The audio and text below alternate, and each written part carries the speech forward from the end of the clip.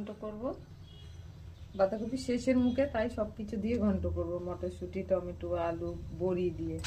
বড়িগুলো ভেজে তুলে নেব। এগুলো ভেজে নিচ্ছি লবণ দিয়ে। আলুগুলো ভেজে তুলে নিয়ে বড়িগুলো ভেজে তুলে নিয়েছি। তেলে শুকনো লঙ্কা দিলাম, তেজপাতা দিলাম, একটু পাঁচফোড়ন দিলাম, কাঁচা লঙ্কা দিলাম, টমেটোটা দিয়ে দিলাম।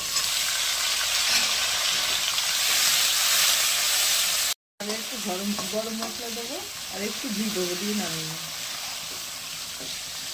বাঁধাকপিটা দিয়ে দিলাম।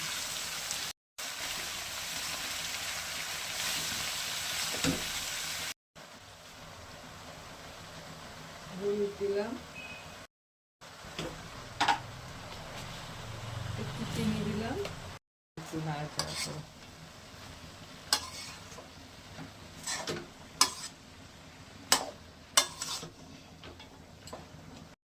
জল বেরিয়েছে অনেকটা, এই জলেই রান্না হয়ে যাবে, কিন্তু আমি জল দিলাম না। এবার বড়ি আর আলুগুলো দিয়ে দিলাম।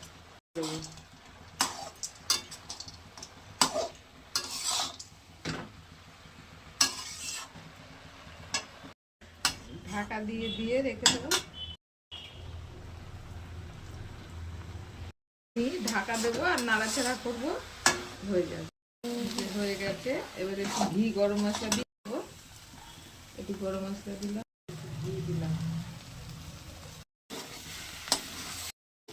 বাঁধাকপির ঘন্ট বিয়ে বাড়ির মতোই হয়েছে, কিন্তু আরেকটু তেল দিতে হয়। আমি মশলাও কম দিয়েছি, তেলও কম দিয়েছি।